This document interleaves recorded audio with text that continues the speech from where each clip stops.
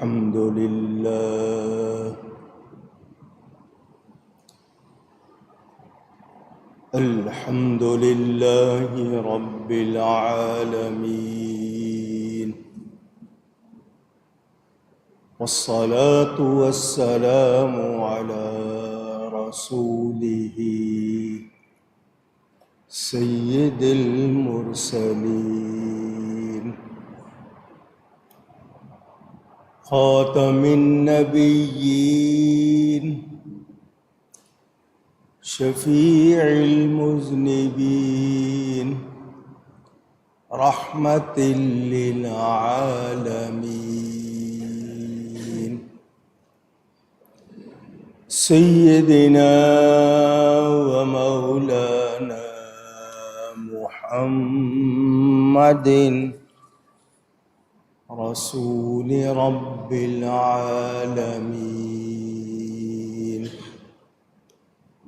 وعلى آله وصحبه أجمعين. أما بعد، فأعوذ بالله من الشيطان الرجيم. بسم الله الرحمن الرحيم.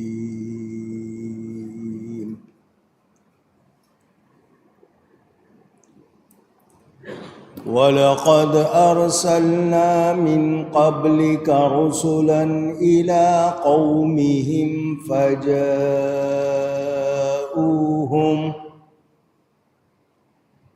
فجاءوهم بالبينات فانتقمنا من الذين أجرموا وكان حقا علينا نصر المؤمنين. الله الذي يرسل الرياح فتثير سحابا فيبسطه في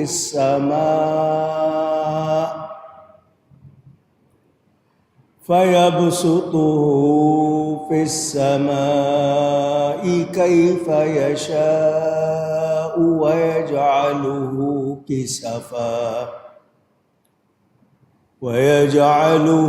كسفا فترى الودق يخرج من خلاله فإذا أصاب به من يشاء من عباده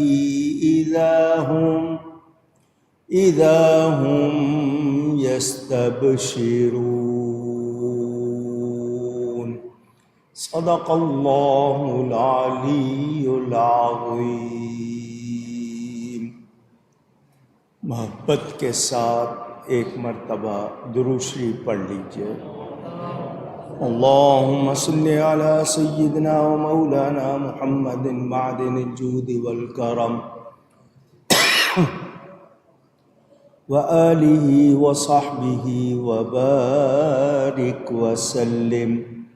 الصلاة والسلام علیک یا رسول اللہ، الصلاة والسلام علیک یا حبیب اللہ، الصلاة والسلام علیک یا رحمة للعالمین، وعلى آلك وأصحابك يا شفیع المذنبین. حمد و صلاۃ کے بعد قرآن کریم کی سورۃ الروم کی تفسیر کا بیان ماہ رمضان سے پہلے جاری تھا. ماہ رمضان میں کچھ خاص موضوع بیان ہوتے ہیں اس لیے مسلسل تفسیر کا سلسلہ رک جاتا ہے۔ جہاں سے منقطع ہوا تھا وہاں سے پھر بیان کر رہا ہوں۔ اللہ تعالی حق بیان کرنے، ہم سب کو حق سن کر اس کو قبول کرنے، اس پر عمل کرنے اور اس پر قائم رہنے کی توفیق عطا فرمائے۔ کتنا فرق ماہ رمضان میں ایک چاند آتا ہے تو مسجدیں بھر جاتی ہیں، اور ایک چاند آیا ہے کہ لوگ مسجدوں کا راستہ جیسے بھول گئے ہوں۔ اللہ تعالی توفیق دے کہ رمضان کی تربیت کو سارا سال جاری رکھیں۔ اللہ تعالیٰ فرماتا ہے، اور بے شک ہم نے تم سے پہلے کتنے رسول ان کی قوم کی طرف بھیجے تو وہ ان کے پاس کھلی نشانیاں لے کر آئے، پھر ہم نے مجرموں سے بدلہ لیا، اور ہمارے ذمہ کرم پر ہے ایمان والوں کی مدد فرمانا۔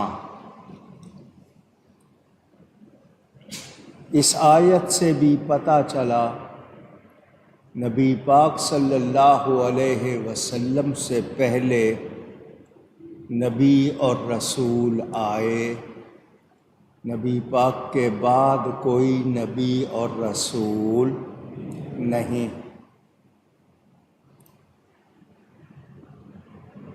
جتنے بھی انبیاء کرام اور رسولان اعظام آئے، اللہ فرماتا ہے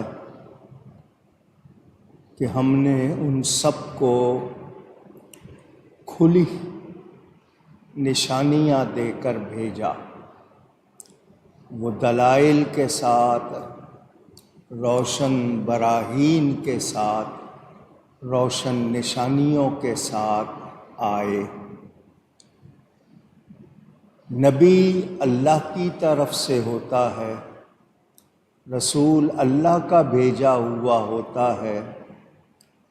کوئی کتنی ہی محنت کر لے، کتنی ہی عبادت کر لے، وہ نبی اور رسول ہو سکتا نہیں۔ جن کو اللہ نے یہ منصب، یہ شان عطا کی، صرف وہی نبی اور رسول ہیں۔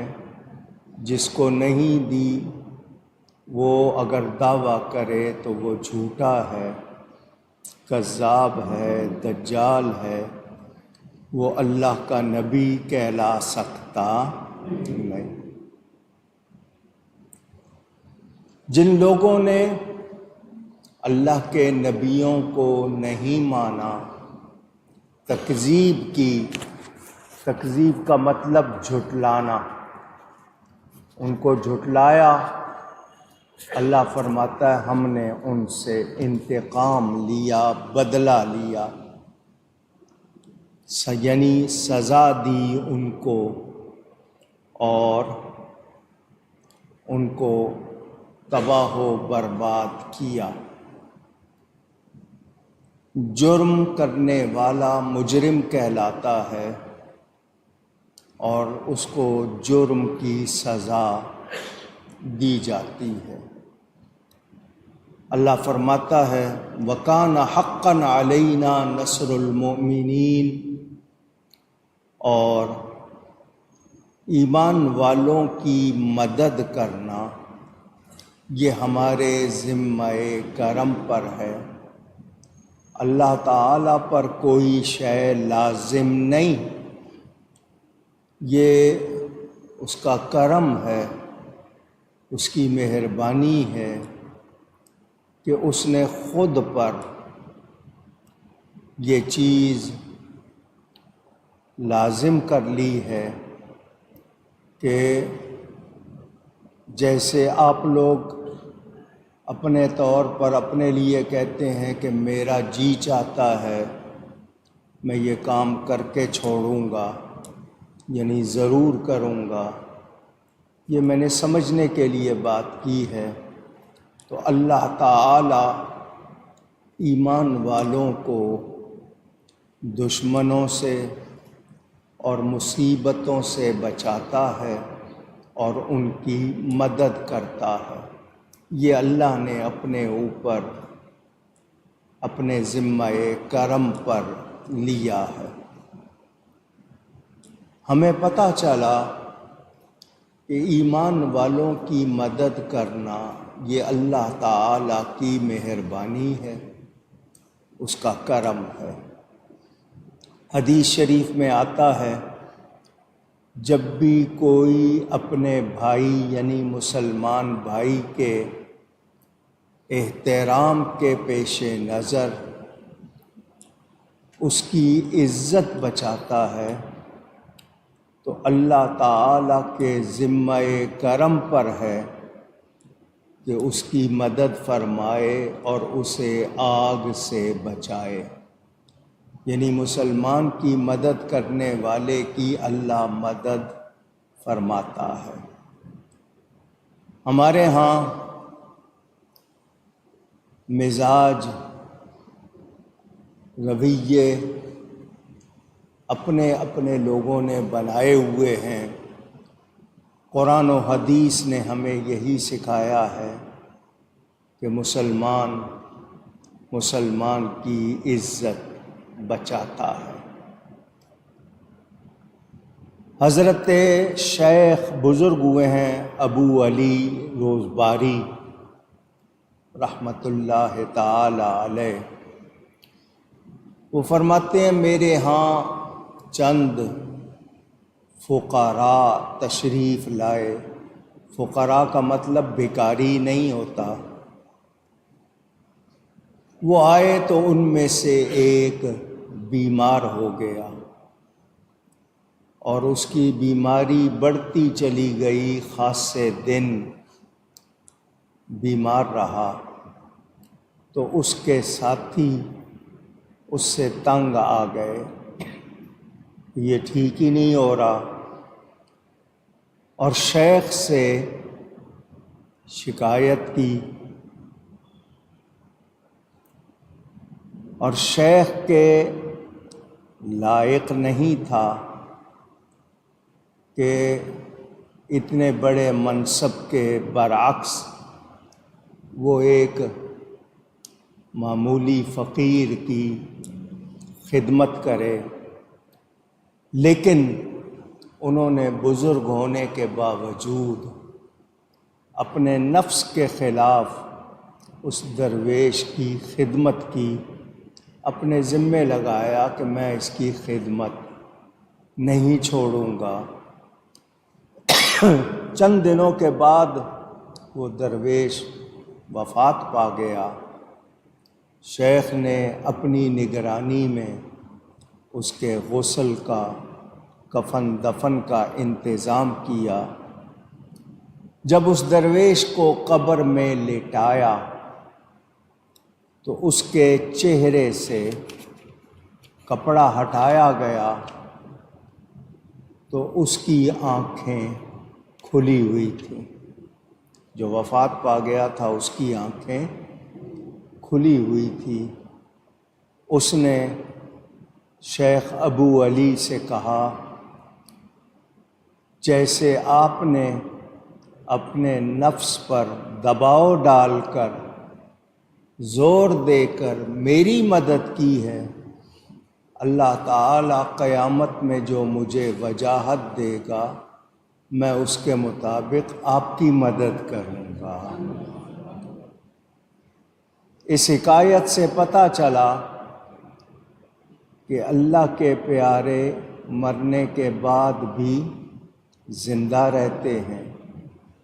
اگرچہ ہماری نظروں میں وہ مردہ ہیں، لیکن وہ حقیقت میں ایک گھر سے دوسرے گھر جاتے ہیں، فنا نہیں ہوتے، بالکل ختم نہیں ہوتے۔ نبی کریم صلی اللہ علیہ وآلہ وسلم کا ارشاد، فقراء جو اللہ کے لیے فقر اختیار کرتے ہیں ان کی مدد کرو، اس سے پہلے کہ انہیں دولت سے نوازا جائے، کیونکہ قیامت میں اللہ تعالی فقراء مساکین کو جمع کر کے حکم دے گا۔ وہ لوگ جنہوں نے دنیا میں مشکل میں، تنگی میں وقت گزارا ہوگا، ان کو اللہ حکم دے گا میدان محشر میں پھیل جاؤ اور ان لوگوں کو تلاش کرو جنہوں نے دنیا میں تمہیں کبھی پانی کا ایک گھونٹ پلایا، کبھی ایک لقمہ کھلایا، کبھی تمہیں کپڑا پہنایا، تم سے تمہاری غیبت کا سلسلہ دور کیا، ان کو ڈھونڈو اور اپنے ساتھ جنت میں لے جاؤ۔ اللہ والے وہ جو ہاتھ نہیں پھیلاتے مگر اللہ والے ہوتے ہیں، جنہیں ہم فقیر کہتے ہیں، درویش کہتے ہیں، کمزور ہوتے ہیں مالی طور پر، مگر اللہ والے ہوتے ہیں۔ ان کی مدد کرنا، ان کی خدمت کرنا، یہ بہت سعادت اور بھلائی کی بات ہے۔ میرے دوستوں اور بزرگوں، اس سے یہ بھی پتہ چلا کہ ان لوگوں کی خدمت کرنے پر جزا ملتی ہے۔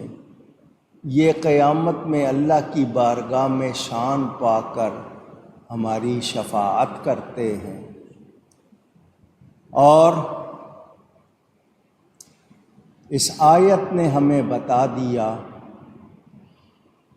کہ بالآخر ایمان والوں کو ہی فتح ملتی ہے، اور ان کی مدد اللہ کے ذمہ کرم پر ہے۔ جو اللہ کے نبیوں کو جھٹلاتا ہے، پھر ہلاکت اور بربادی ہی اس کا نصیب ہوتا ہے۔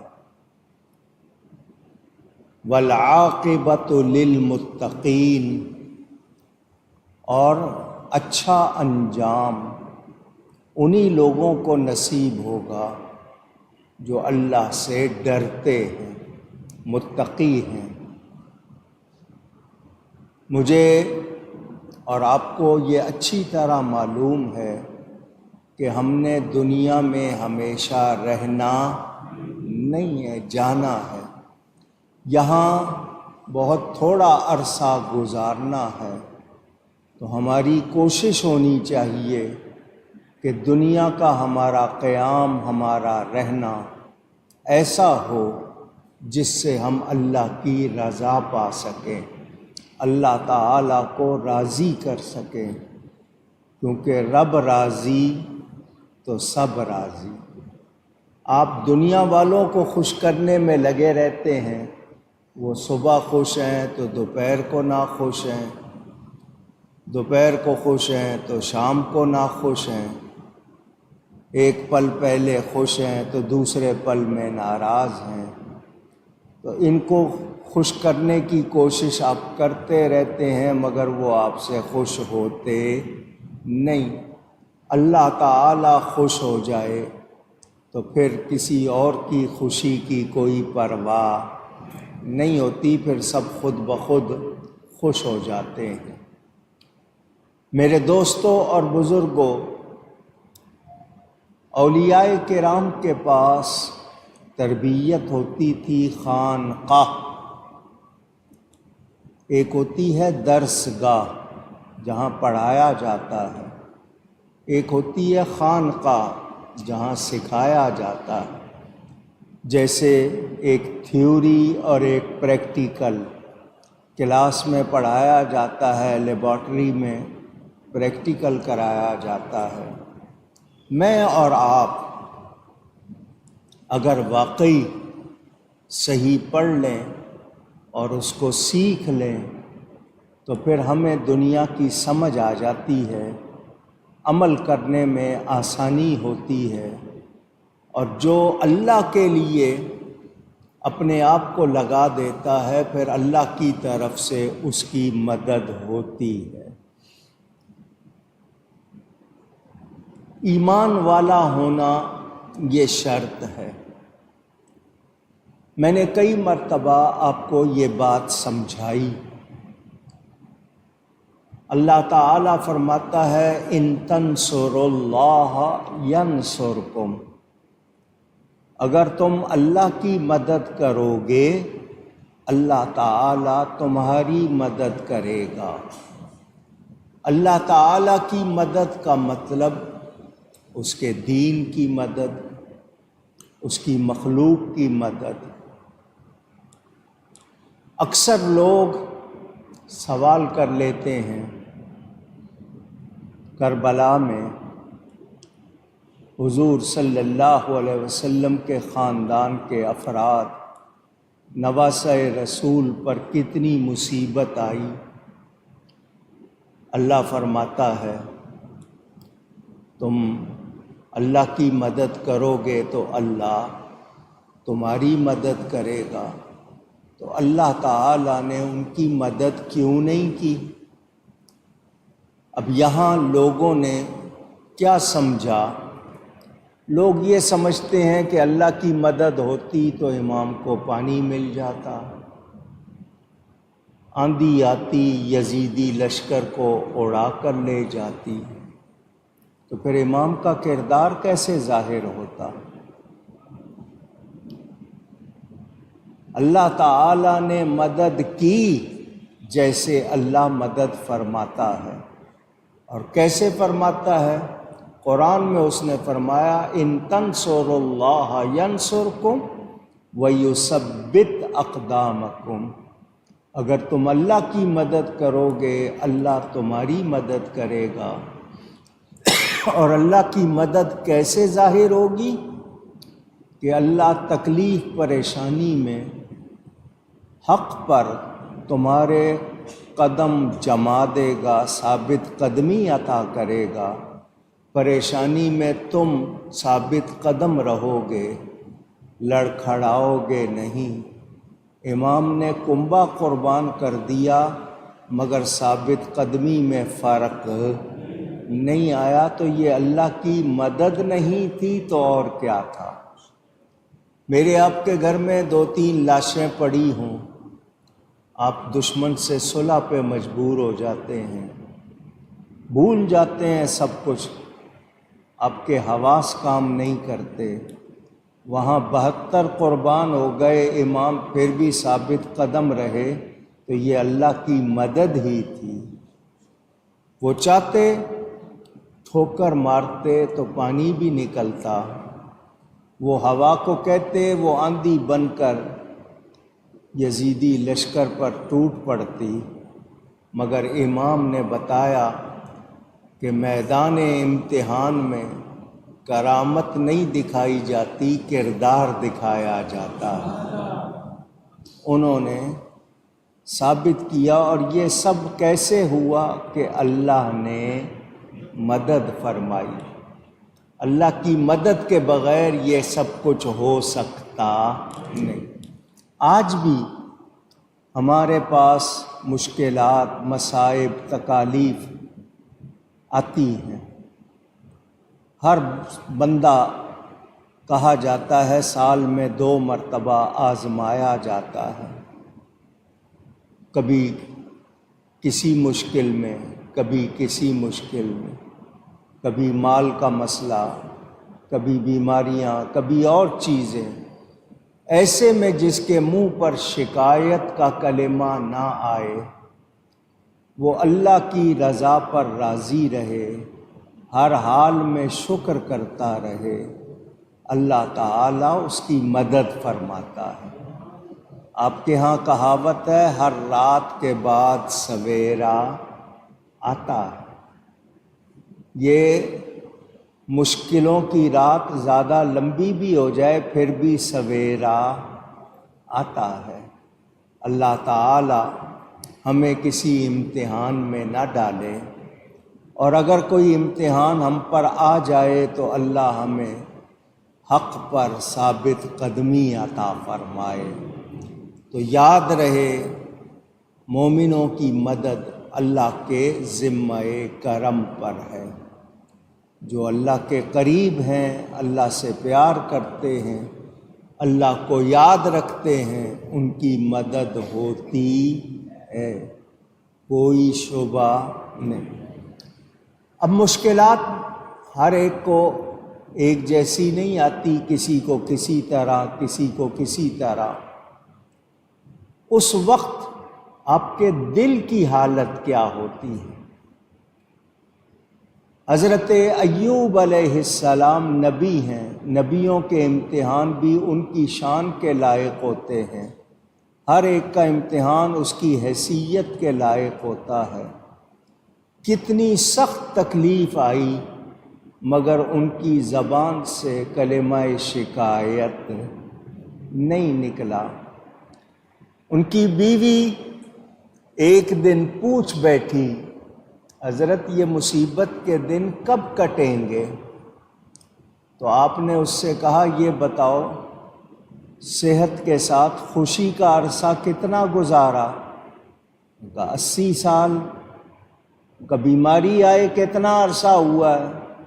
کہا 8 سال۔ انہوں نے کہا ابھی تو اس کا 10% نہیں ہوا، تم نے ابھی سے ہی سوچنا شروع کر دیا۔ کیا مطلب؟ اللہ والے ہر حال میں اللہ سے راضی رہتے ہیں، اس کا شکر کرتے ہیں۔ انسان بے صبرا، عجلت پسند، جلدی پسند، تکلیف اس سے برداشت مشکل سے ہوتی ہے۔ اور حالانکہ مثال آپ کو دے رہا ہوں، روزہ آپ نے رکھا تو برداشت سیکھی یا نہیں سیکھی؟ تو برداشت سیکھنے کے بعد کیا ہونا چاہیے کہ اگر بھوک پیاس آ جائے تو ہمیں برداشت سکھا دی گئی، ہمارے اندر قوت ہونی چاہیے۔ گرمی آتی ہے، سردی آتی ہے، موسم آتے ہیں، بیماری آ جاتی ہے، مالی مشکلات آ جاتی ہیں، اور امتحان ہو جاتے ہیں، بچوں سے آزمائے جاتے ہیں، کوئی حادثات واقعات ہو جاتے ہیں۔ انسان اس حال میں اللہ کے بارے میں کیسا سوچتا ہے؟ اللہ فرماتا انا عند ظن عبدی بی، میں اپنے بندے کے گمان کے ساتھ ہوں۔ میرا بندہ میرے بارے میں جیسا گمان کرے گا میں اس کے ساتھ۔ تو ہم اللہ کے لیے یہی جانتے ہیں، وہ مہربان ہے، کریم ہے۔ تو ہمیں کیا چاہیے کہ کوئی بھی مشکل آئے تو کیا کہیں؟ رضینا بقضاء اللہ، ہم اللہ کی رضا اور قضا پر راضی ہیں۔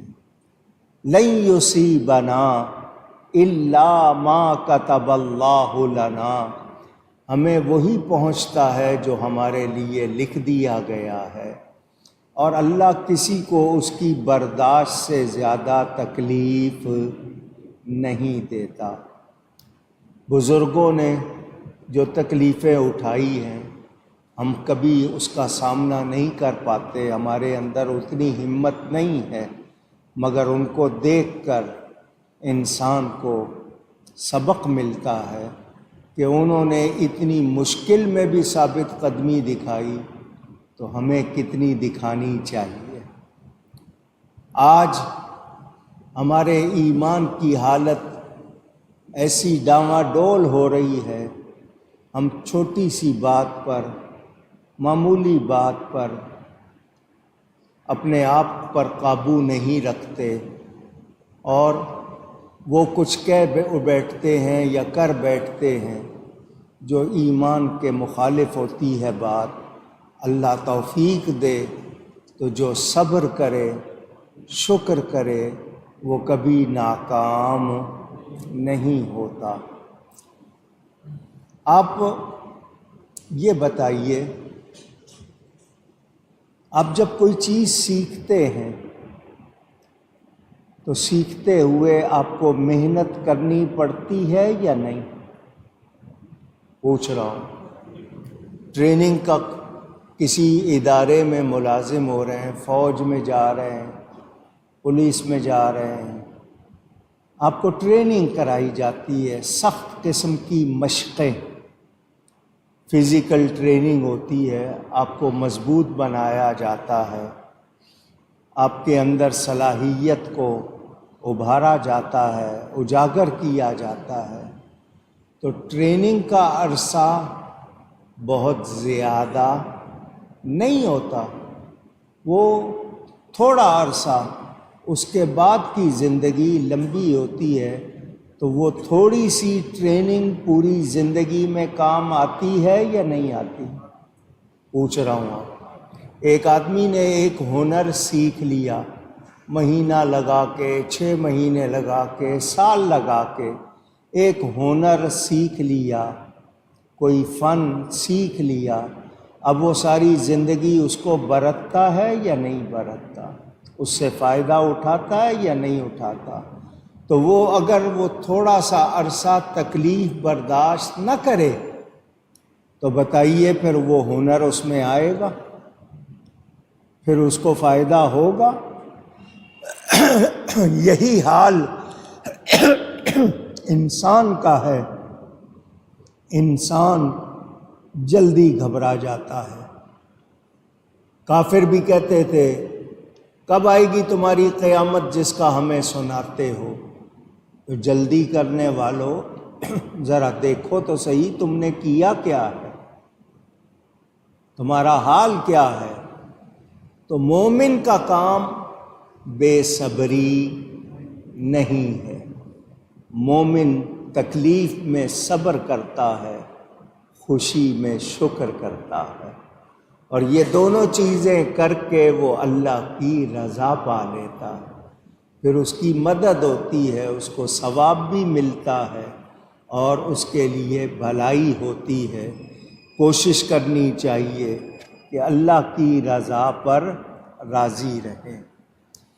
یہ بات ذہن نشین کر لیں، جب کعبے کے محافظ نہیں تھے، حفاظت کرنے والے لوگ زیادہ نہیں تھے، ابرہہ نے اپنے لشکر کے ساتھ کعبہ ڈھانے کا ارادہ کیا، برا ارادہ معاذ اللہ۔ وہ اپنا لشکر لے کے آیا، ہاتھی والا لشکر، قرآن میں بیان موجود ہے۔ تو اس وقت اللہ نے ابابیل بھیجے، پرندے بھیجے۔ لوگ کہتے ہیں آج کیوں نہیں ہو رہی؟ غزہ میں کیا ہو رہا ہے، فلسطین میں کیا ہو رہا ہے؟ تو مجھے یہ بتائیں، دنیا میں ٹوٹل یہودی 70 لاکھ، کتنے؟ 70 لاکھ، 1 کروڑ بھی پورے نہیں، اور اس کے مقابلے میں 1.5 ارب سے زیادہ مسلمان، 56-57 ملک مسلمانوں کے ہیں۔ یہ سب کیا کر رہے ہیں؟ ان کی کیا ذمہ داری ہے؟ پھر کہتے ہیں کہ جی ابابیل کیوں نہیں آ رہے؟ تو ہم دیکھیں کہ ہم کیا کر رہے ہیں، ہمارے ذمے کیا ہے۔ ہم اپنے آپ کو نہیں دیکھ رہے، اپنی ڈیوٹی نہیں پہچان رہے، ہمیں جو کرنا چاہیے وہ نہیں کر رہے ہیں، اور اللہ سے کہہ رہے ہیں۔ نبی پاک صلی اللہ علیہ وسلم صرف دعائیں ہی نہیں کرتے تھے، 10 سال کی تھوڑی سی مدت میں 84 جنگیں ہوئیں۔ کتنی؟ 84۔ غزوات و سرایا، غزوہ جس میں رسول پاک صلی اللہ علیہ وسلم خود تشریف لے گئے، سریہ کی جمع سرایا جس میں صحابہ کو بھیجا۔ 10 سال میں کتنی جنگیں؟ 84۔ پاکستان بنے 77 برس ہوئے ہیں اور آپ کو صرف 2 جنگیں کرنی پڑی ہیں، آپ کا کیا حال ہو گیا ہے؟ 10 سال میں 84 جنگیں، صرف دعائیں نہیں کی، جہاد بھی کیا، محنت بھی کی۔ حالانکہ وہ چاہتے تو کوئی ایک بھی کافر نہ ہوتا، وہ قوت باطنی سے اگر کام لیتے چاہتے، اللہ نے ان کو اتنی شان دی تھی، اتنی طاقت دی تھی، مگر مجھے اور آپ کو بتایا کہ اللہ نے اپنی راہ میں جہاد بھی رکھا ہے۔ جہاد کا مطلب کوشش کرنی ہے، قلم سے، زبان سے، ضرورت پڑے تو ہتھیار سے، تلوار سے۔ تو آج کے مسلمان نے جہاد سے منہ موڑ لیا ہے۔ ہم لوگ وہ چیزیں جو کافروں کو مدد پہنچا رہی ہیں ان کو بھی نہیں چھوڑ رہے۔ بہت کم لوگ ہیں جنہوں نے بائیکاٹ کیا کہ ان کو کمزور کریں، ہم الٹا ان کی مدد کر رہے ہیں۔ نتیجہ کیا نکل رہا ہے کہ ہم مجرم بن رہے ہیں، کیونکہ ہم خاموش ہیں، تماشائی بنے ہوئے ہیں۔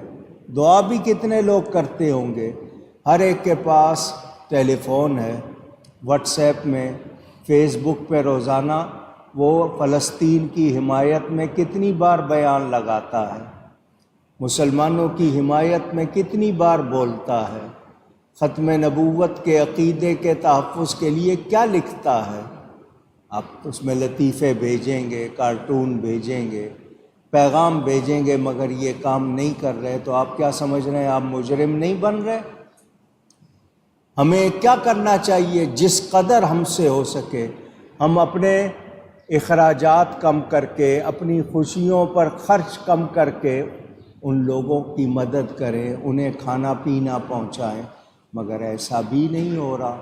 تو بتائیے پھر یہ کہنا کہ اللہ مدد کیوں نہیں کرتا، تو ہم کیا کر رہے ہیں؟ کیا ہم واقعی مدد کے لائق ہیں؟ اللہ کیا فرماتا؟ اگر تم اللہ کی مدد کرو گے اللہ تمہاری مدد کرے گا۔ تو ہم کریں اللہ کی مدد، دین کی، اللہ کی مخلوق کی مدد کریں، مگر ہم لوگ غافل، بڑے کیا چھوٹے کیا، امیر کیا غریب کیا، لیڈر کیا رعایا عوام کیا، سب کا جو حال آپ کے سامنے۔ تو پھر شکایت کرنے والے اور اس طرح کی باتیں کرنے والے سوچیں کہ میرے ذمے کیا کام تھا، میرا کیا کردار تھا، کیا میں وہ ادا کر رہا ہوں؟ اگر نہیں تو پھر میں مجرم ہوں، اور جو مجرم ہوتا ہے پھر اس کو بھگتنا پڑتا ہے، سزا ہوتی ہے۔ اللہ تعالی ہمیں توفیق دے کہ ہم اپنے آپ کو پہچانیں، اپنی ذمہ داری پہچانیں اور اس کو ادا کریں۔ جو جس پر آتی ہے، ایک باپ پر اولاد کے حوالے سے کیا ذمہ داری، بھائی پر بہن کے حوالے سے، شوہر پر بیوی کے حوالے سے، ایک دوسرے کی ذمہ داریاں معلوم ہوں، ادا کریں گے تو چلے گا سلسلہ، نہیں کریں گے خرابیاں ہوں گی۔ اور یہ چیز ہم ان سے اپنے آپ کو غافل کیے ہوئے ہیں، یعنی توجہ ہٹائی ہوئی ہے، تو پھر نتیجے بھی اسی طرح آ رہے ہیں۔ ایک زمانہ لوگ حکومت کے خلاف سارے مل کر اٹھ کھڑے ہوتے تھے، حکومت کو فیصلے بدلنے پہ مجبور کر دیتے تھے۔ پاکستان کی ایک حکومت میں چینی تھوڑی سی مہنگی ہوئی تھی، ساری قوم باہر نکل آئی تھی۔ اب سینکڑوں روپے کی مہنگائی ہو جاتی ہے، قوم اکٹھی نہیں ہوتی۔ ان کو بھی پتہ چل گیا کہ ان کو جتنا پیسو یہ پسیں گے، کچھ نہیں کریں گے، وہ آپ کو پیستے رہتے ہیں اور آپ پستے رہتے ہیں۔ تو مدد کب ہوگی؟ جب ہم ذمہ داری محسوس کریں گے، حق کے لیے بولیں گے، نکلیں گے، تو جو حق کے لیے نکلتا ہے پھر اس کی مدد ہوتی ہے۔ یہ ذہن میں رکھیے گا۔ یہ بہت سی باتوں کا جواب کہ بہت سے لوگ کہتے ہیں جی ایسا کیوں نہیں ہو رہا، ویسا کیوں نہیں ہو رہا، تو ہمیں اپنی ذمہ داری بھی یاد رکھنی چاہیے۔ اللہ تعالیٰ نے جہاد کو قرآن میں بیان فرمایا، واضح طور پر حکم دیا۔ آج مسلمان کیوں جہاد سے بھاگ رہا ہے؟ کتنے ملک ان کے پاس اسلحہ موجود، فوج موجود، مگر کس کام کی اگر وہ مسلمانوں کی ہی مدد نہ کریں؟ ہمارے مفاد، ہم غیر مسلموں سے امداد لیتے ہیں تو ان کے پابند ہو جاتے ہیں۔ ہمیں کس کا پابند ہونا چاہیے؟ اللہ کا، اس کے رسول کا۔ اللہ رسول کے دشمنوں کا پابند نہیں ہونا چاہیے۔ تو جب ہماری پالیسی درست نہیں تو پھر ہماری مدد بھی ہوتی نہیں۔ تو یہ میں نے آپ کو سوچ کا زاویہ دیا، رخ دیا کہ جب اعتراض کرتے ہو تو پہلے دیکھا کرو کہ میں کیا کر رہا ہوں۔ ہمارا کام جو ہمارے اندر خرابی ہے اس کو نکالیں۔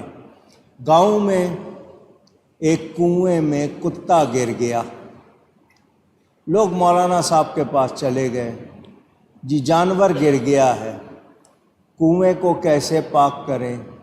مولانا صاحب نے بتایا پانی کی اتنی بالٹیاں، ڈول، وہ نکالو کنویں سے تو تمہارا کنواں پاک ہو جائے گا، اور جو بو آ رہی ہے وہ ختم ہو جائے گی۔ لوگ گئے، پانی نکالا، بو ختم نہیں ہوئی، آئے جی بو اسی طرح آ رہی ہے۔ ان کا یہ بتاؤ تم نے کتے کو نکالا تھا یا نہیں نکالا تھا؟ کہ جی ہم نے کتے کو تو نہیں نکالا، پانی نکال رہے۔ تو ان کا پہلے کتے کو نکالو، پھر پانی نکالنا، پھر صاف ہوگا۔ تو جو اصل مرض ہے وہ ختم کریں گے تو پھر فائدہ ہوگا، یا اس کو بیچ میں ہی رکھیں اور پھر کہیں کہ نہیں جی فائدہ نہیں ہو رہا۔ اپنی خرابی دور کرو، اس کو نکالو۔ کہا جاتا ہے انسان کے اندر 8-10 برائیاں ایسی ہیں کہ اگر وہ نکل جائیں تو وہ ولی بن جائے۔ حسد ہے، غصہ ہے، تکبر ہے، دکھاوا ہے، فضول خرچی ہے۔ ہر رمضان میں اگر وہ ایک برائی بھی نکالے،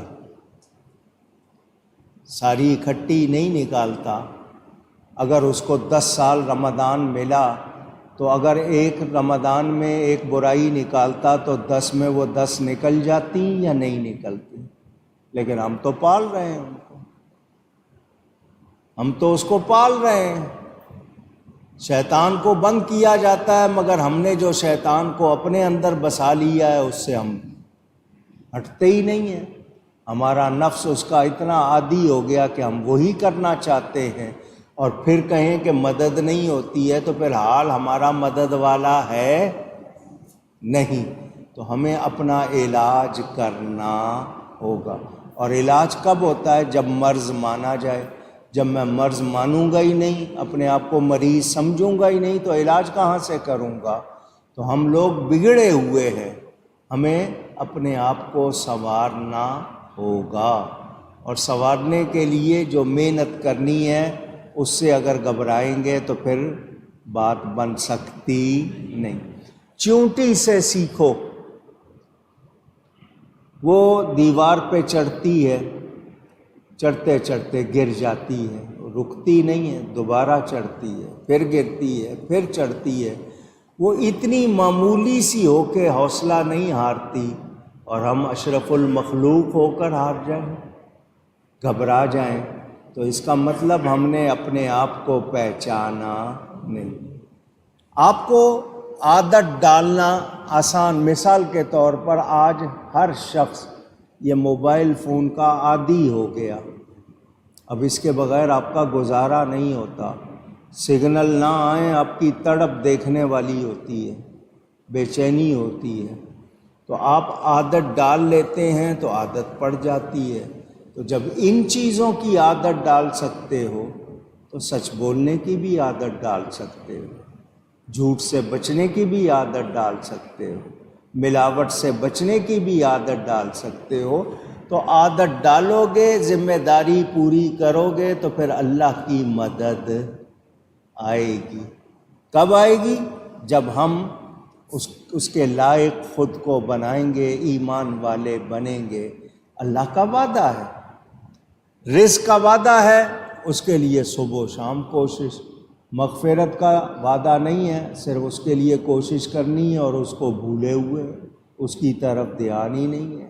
جہاں ہمیشہ جانا ہے وہاں کا خیال نہیں، جہاں تھوڑا سا رہنا ہے اسی کے لیے لگے ہوئے ہیں۔ تو کیا واقعی سمجھدار ہیں؟ پوچھ رہا ہوں آپ سے، نہیں۔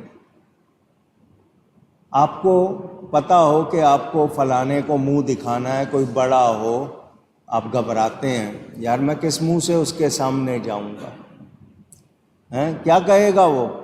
آپ کو شرم آتی ہے، اللہ سے کیوں نہیں آتی؟ نبی سے کیوں نہیں آتی؟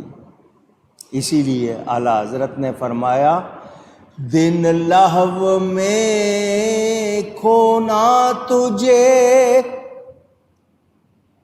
اور رات بھر سونا تجھے۔ لہو کے معنی کھیل کے ہیں، لہو و لعب، سارا دن کھیل تماشے میں گزار دیا، رات سونے میں۔ اب الٹا معاملہ ہو گیا ہے، رات کھیل میں ٹی وی میں گزار دی، دن سونے میں۔ دن لہو میں کھونا ہمیں اور رات شب بھر سونا ہمیں، خوف خدا شرم نبی یہ بھی نہیں وہ بھی نہیں، اللہ کا خوف بھی نہیں، نبی کی شرم بھی نہیں۔ تو بتائیے پھر کیا واقعی سمجھدار ہیں؟ قابل ہیں؟ نالائق کہلائیں گے ہم لوگ جو کچھ کر رہے ہیں۔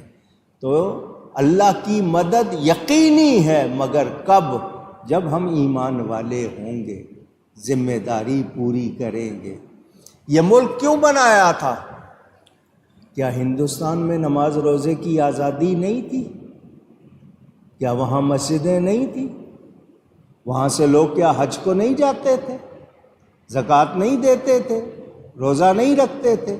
سارے کام کرتے تھے، مگر آپ کے ایمان کے احکام وہ آپ کے لیے اس طرح نہیں تھے، تو آپ نے آزاد ملک کا مطالبہ کیا۔ 800 سال حکومت کر چکے تھے ہندوستان پر، انگریز آ گیا، اس سے ہندو کی غلامی سے آزادی کے لیے آپ نے کتنی قربانیاں دیں، کوئی شمار نہیں ہے۔ نئی نسل کو شاید ان قربانیوں کا پتہ بھی نہیں ہے۔ کتنے بچے کٹے، کتنی عورتوں نے کنوؤں میں چھلانگ لگا کر خودکشی قبول کر لی، مگر اپنی پارسائی لٹانا گوارا نہیں کیا۔ گاڑیوں کی گاڑیاں لاشوں سے بھری ہوئی آئیں، ایسے ہی نہیں مل گیا۔ نعرہ کیا تھا؟ پاکستان کا مطلب کیا؟ لا الہ الا اللہ محمد الرسول اللہ صلی اللہ علیہ وسلم، یہ اصل نعرہ تھا۔ آتے ہی اس کو بھول گئے۔ جسم آزاد کرا لیے، ذہن ان کی غلامی میں ہی رکھے۔ آج بھی انہی سے مشورے مانگتے ہیں، ابلیس سے، انہی قرآن حدیث سے پالیسی نہیں لیتے۔ آپ کی عدالتیں ختم نبوت کے خلاف کام کریں، آپ کے حکمران اسلامی احکام کے خلاف قوانین بنائیں، تو بولو پھر ہم نے کیا حق ادا کیا؟ اپنا مقصد بلا دیا، تو پھر ہماری مدد کیسے ہوگی؟ مدد کب ہوتی ہے؟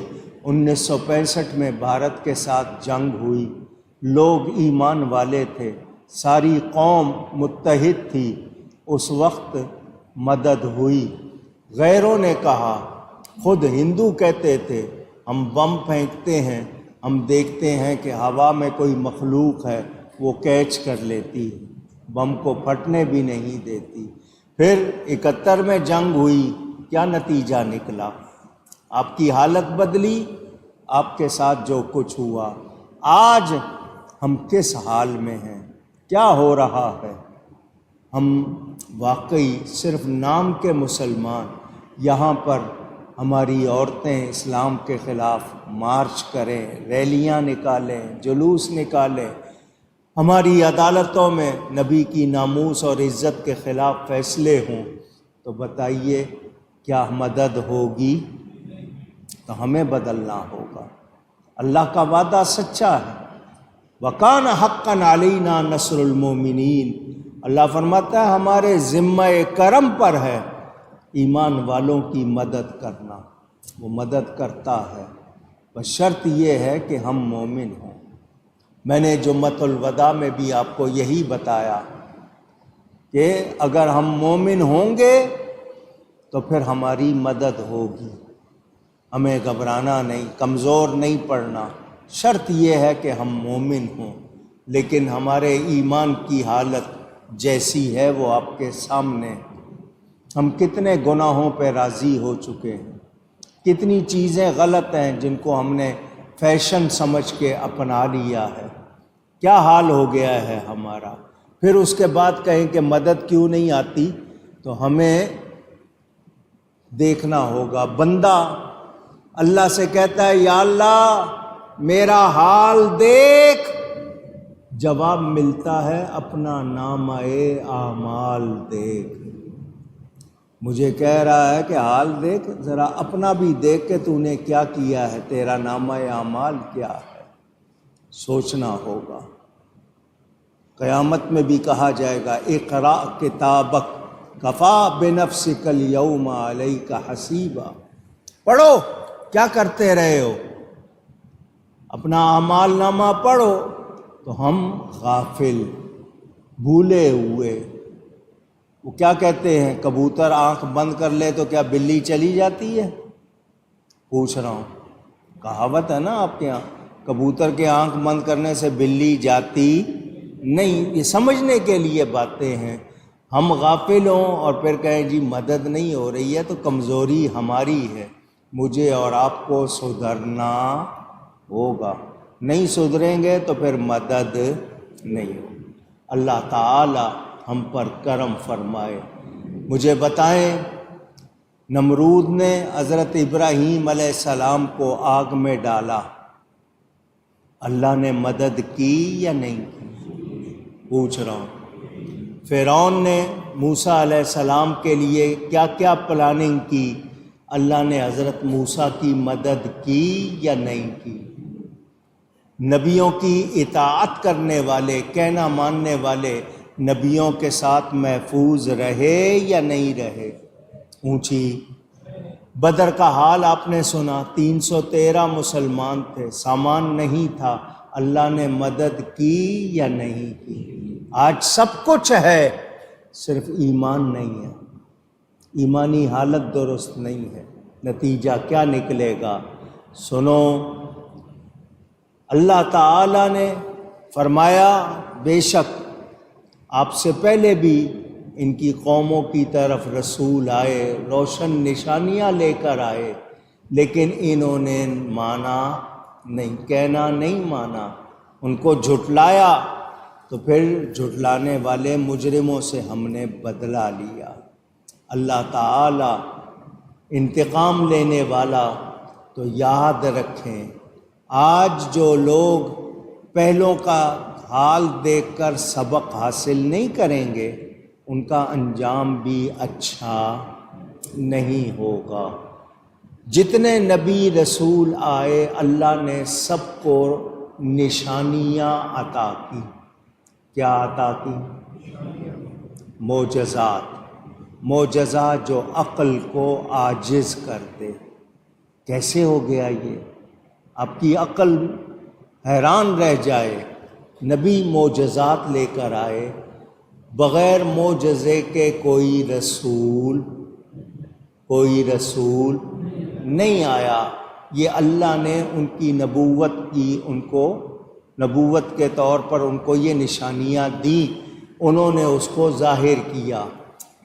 مسلمان ہونے والے محفوظ رہے، جنہوں نے نہیں مانا وہ ناکام ہوئے۔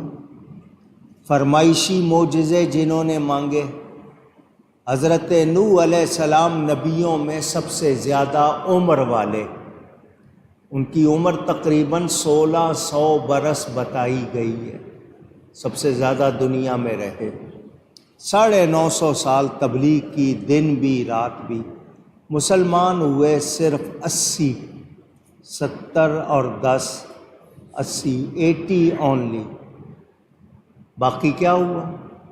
تباہ ہو گئے سارے۔ طوفان نوح آیا، کوئی بچا؟ کوئی نہیں بچا۔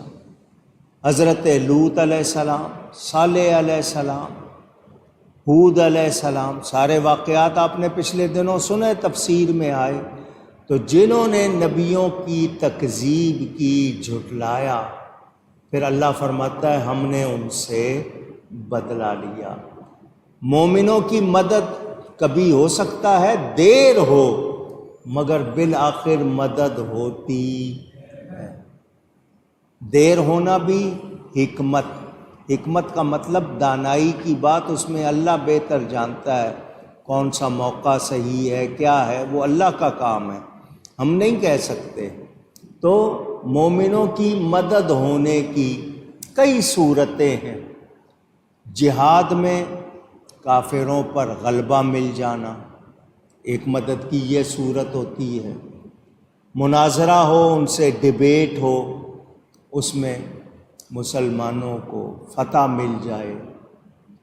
مصیبت میں مومن گرفتار ہوں تو اللہ تعالیٰ کی طرف سے اس مصیبت کا ٹل جانا، یہ مدد ہوتی ہے۔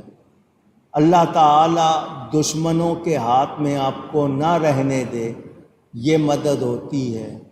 تو ذہن میں رہے کس طرح، کب کیا کیا مدد ہوتی ہے۔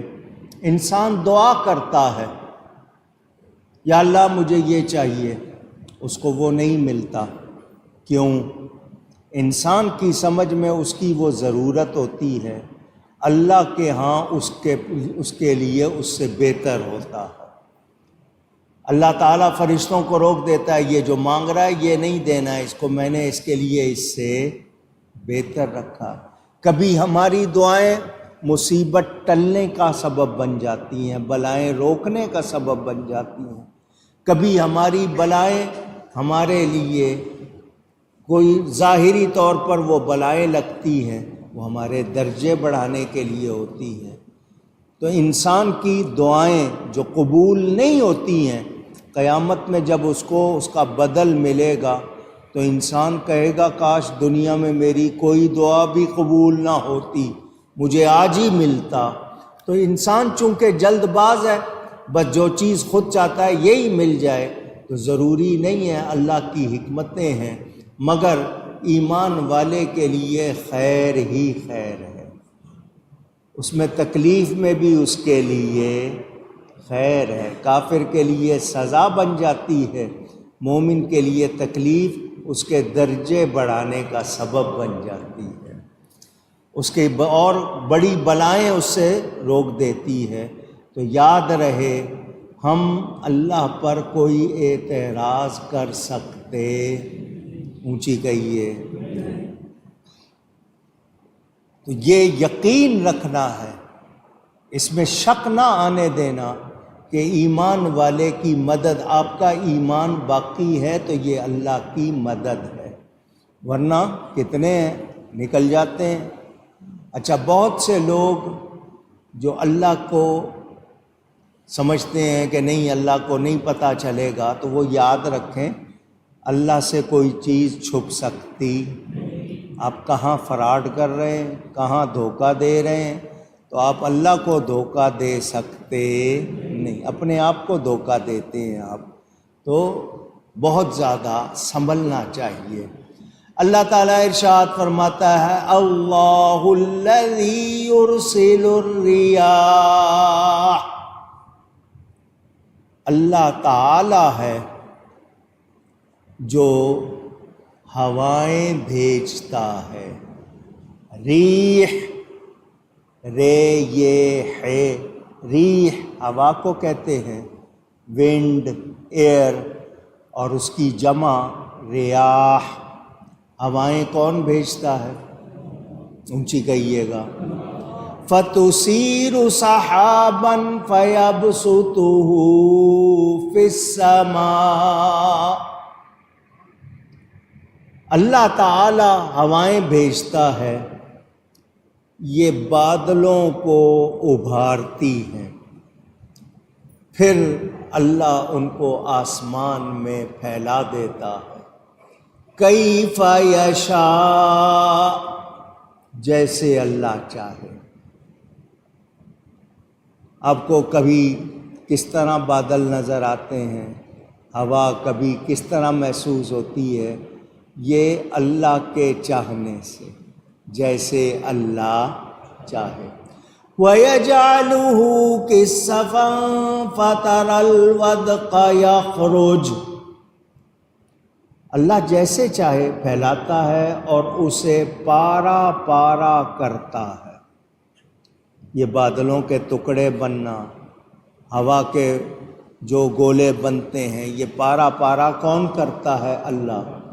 تو دیکھے کہ اس کے نہ بیچ میں سے، تہ میں سے، کبھی بیچ میں سے پانی نکلتا ہے، یخرج من خلالہ، میہ، بارش، رین، یہ کون برساتا ہے؟ اونچی، السحب، کھینچنے کو کہتے ہیں، اسی سے السحاب بنا، ہوا کھینچ کے لاتی ہے۔ بادل ہوا کے زور پہ چلتے ہیں یا نہیں؟ ہوا ان کو پھیلاتی ہے یا نہیں؟ بھگا کے لے جاتی ہے یا نہیں؟ تو یہ بادل کے اندر بارش کون لاتا ہے؟ اونچی کہیے۔ معنی یہ ہوا کہ ہوائیں بادل کو پھیلاتی ہیں، انہیں ابھارتی ہیں اور اپنی جگہوں سے نکالتی ہیں ان کو، کبھی ادھر کبھی ادھر۔ یہ نظام کس نے بنایا ہے؟ بادلوں کو لانے والا حقیقت میں اللہ تعالی ہے، لیکن سبب ہے ہوا۔ سبب کیا ہے؟ زور سے کہیں، بات آپ کو سمجھانی ہے۔ اب حقیقت میں بادل لانے والا اللہ، ہواؤں کو ذکر کیا کہ ہوائیں لاتی ہیں، سبب ہوا بنتی ہے، تو فعل کی نسبت ان کی طرف کر دی گئی کہ یہ کام ہوائیں کرتی ہیں، کرنے والا حقیقت میں کون ہے؟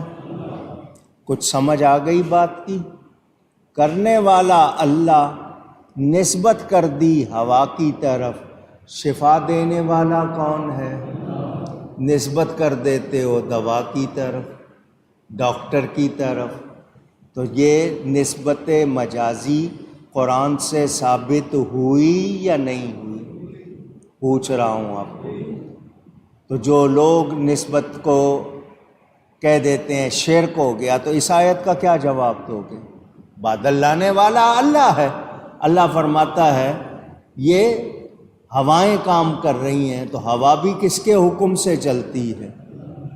کیونکہ کبھی افعال، کام اپنے اسباب کی طرف منسوب ہوتے ہیں، یعنی جس وجہ سے ہوتے ہیں اس پر لگا دیے جاتے ہیں۔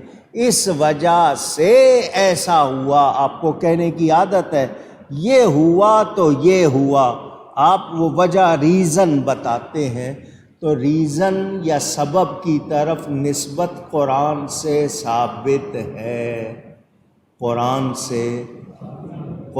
سے سبب جو بنے، اب ڈاکٹر سبب بنا، طبیب سبب بنا، دوا سبب بنی، آپ غذا کو سبب کہہ دیتے ہیں، کوئی وجہ بتا دیتے ہیں، تو ایسا یہ قرآن سے ثابت ہے۔ حقیقت میں فاعل حقیقی اصل کرنے والا کون؟ اللہ تعالی۔ تو یہ مسئلہ بھی آپ نے سن لیا۔ فَيَبْسُطُهُ، اللہ فرماتا ہے کہ پھر اسے پھیلا دیتا ہے۔ بادل آتے ہیں، پھر ان کو کون پھیلاتا ہے؟ اللہ تعالی بادل کو پھیلاتا ہے۔ کبھی ایک دوسرے سے وہ مل رہے ہوتے ہیں، کبھی وہ ساتھ جوڑ رہے ہوتے ہیں، کبھی بکھر رہے ہوتے ہیں۔ آسمان کی سمت میں جیسے اللہ چاہتا ہے وہ چلتے ہیں، کبھی 1 دن کی مسافت میں، کبھی 2 دنوں کی راہ میں، کبھی کم و بیش، کبھی شمال کو، کبھی جنوب کو، کبھی صبا کی جانب، کبھی دبور کی طرف۔ یہ کون کرتا ہے؟ اونچی اللہ فرماتا ہے ہوائیں کرتی ہیں۔ کرنے والا کون ہے؟ ہوا چلانے والا کون ہے؟ اللہ۔ اسی ہوا کو اللہ نے حضرت سلیمان علیہ السلام کے تابع کیا تھا یا نہیں؟ تجری بامرہ، ان کے امر سے چلتی تھی، وہ قرآن میں ہے۔ تو اللہ اپنے بندوں کو مشکل کشا بناتا ہے، دافع البلا بناتا ہے۔ ماننے سے انکار کرنے والے، وہ جو نہیں مانتے انکار کرتے ہیں، وہ قرآن کو سمجھتے نہیں۔ ان کی نظر میں کیا ہے؟ اجی یہ گولی جو ہے، ٹیبلٹ ہے، کیپسول ہے، یہ فائدہ کر سکتا ہے، اللہ کا نبی ولی نہیں کر سکتا۔ کیسی باتیں کرتے ہیں یہ؟ تو دوا میں اثر کس نے رکھا ہے؟ تو نبی ولی میں اثر کس نے رکھا ہے؟ اللہ۔ عجیب لوگ ہیں، انکار کرتے ہیں۔ تو یہ مسئلہ بھی میں نے آپ کو بتا دیا۔ ہوائیں پھیلاتی ہیں، مگر اللہ تعالیٰ نے ہوا کی طرف نسبت کر کے ہمیں سمجھا دیا۔ کبھی کبھی یہ ٹھہرے رہتے ہیں، ہلتے ہی نہیں، آپ نے دیکھا ہوگا، رکے ہوتے ہیں۔ تو یہ نظام کس کا ہے؟ وَيَجْعَلُهُ كِسَفًا، اور کبھی اللہ ان کو ٹکڑے ٹکڑے کر دیتا ہے، چھوٹے چھوٹے الگ الگ آپ کو نظر آتے ہیں، کبھی ادھر کبھی ادھر۔ یہ روئی کے ٹکڑے کی طرح، روئی کے گالے کی طرح آپ کو نظر آتے ہیں۔ کھوکھلے اجسام، بظاہر دیکھیں تو کھوکھلے، لیکن ان کے اندر جو پانی رکھا ہوا ہے وہ کس نے رکھا ہے؟ آپ کو پانی نظر آتا ہے بادل میں؟ نہیں۔ آپ کے ہاں کلاؤڈ سیڈنگ کرنے لگ گئے، ایک انہوں نے طریقہ نکال لیا بادلوں کو چھیڑ کے بارش برسانے کا، اس کا نتیجہ جو یہ بھگتتے ہیں جیسے کرتے ہیں۔ مگر یہ نظام جو خود قدرت کا بنایا ہوا، آپ کو شاید یاد ہوگا یا نہیں، میں نے بتایا سارا سال بارش ہوتی ہے، 360 دن، 365 دن، کوئی 1 منٹ ایسا نہیں ہے جب بارش نہ ہو، پورا سال۔ کبھی کہیں، کبھی آپ کو نظر نہیں آ رہا، لیکن پورا سال بارش ہوتی ہے۔ کہاں کس وقت برسانی ہے، کتنی برسانی ہے، یہ اللہ کا نظام۔ کہیں ہوا بہت سست چل رہی ہے، کہیں تیز چل رہی ہے، یہ کس کا نظام ہے؟ اونچی ہوا نظر آتی ہے۔ ہوائی جہاز اڑتے ہیں، ہوائی جہاز میں بیٹھے دیکھیں تو آپ کو بادلوں کے پہاڑ نظر آتے ہیں، بڑے بڑے بادل، حیران رہ جاتے ہیں۔ اور جب وہ جم کے بچھے ہوتے ہیں، پوری چادر ان کی بچھی ہوتی ہے، وہ بھی نظر آتی ہے۔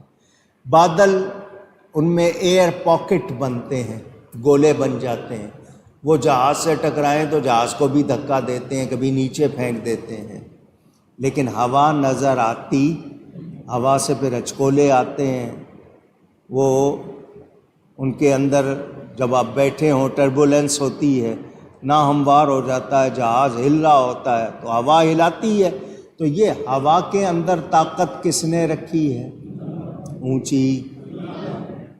میرے دوستوں اور بزرگوں، ایک سائنسدان سائنس پڑھ کے شاید جتنا کچھ سمجھ لے، یہ مجھے بتاؤ قرآن میں سب کچھ ہے یا نہیں ہے؟ بادل، ہوا، بارش، سمتیں، سختی، نرمی، یہ سارا بیان قرآن میں ہے یا نہیں ہے؟ اللہ فرماتا ہے وَيَجْعَلُهُ كِسَفًا فَتَرَى الْوَدْقَ، یہ جو لفظ ودق ہے، یہ بارش کے قطرات، قطروں کی درمیانی چیز شے کو کہا جاتا ہے، جو غبار کی طرح محسوس ہوتی ہے، لیکن یہاں مراد بارش کے قطرے ہیں کہ بادل میں سے اللہ جیسے چھاننی لگی ہو، اسٹینر کہتے ہیں آپ، اسٹینر چائے چھانتے ہیں نا، جس طرح آٹا چھانتے ہیں، جیسے چھاننی لگی ہو، اس طرح قطرے گرتے ہیں بارش سے۔ کس نے بنایا یہ نظام؟ بادل میں آپ کو چھاننی لگی ہوئی نظر آ رہی ہے، مگر اس طرح گرتے ہیں، کبھی زور سے اور کبھی ہلکی سی فوار ہوتی ہے، نرم نرم فوار ہوتی ہے۔ تو یہ اللہ تعالی کرنے والا، نسبت ہواؤں کی طرف بھی کی، خلال، یہ دونوں حالتوں کو کہتے ہیں، یہ بادلوں کے سوراخ مراد ہیں، یعنی دو سوراخوں کے درمیان سوراخ۔ اللہ تعالی یہ بادل کے اندر سے چھلنی کی طرح بارش برساتا ہے۔ اگر یہ چھلنی نہ ہوتی تو یہ بارش زمین کو تباہ کر دیتی، کوئی اس کی تاب نہ لا سکتا۔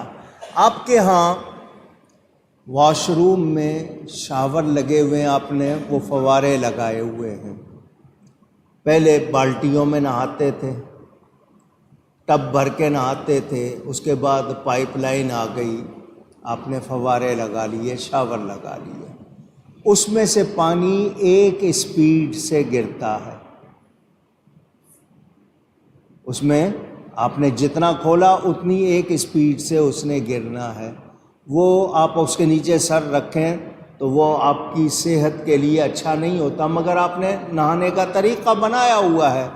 بارش اللہ کے ہاں اس کے نظام سے آتی ہے، کبھی تیز کبھی ہلکی، اس کی اسپیڈ کیا ہے، رفتار کیا ہے، اس کے قطروں کی مقدار کیا ہے، یہ اللہ کا وہ نظام ہے جس کا ہمارے پاس کوئی بدل، اونچی کہہ دیں، چھلنی کی طرح۔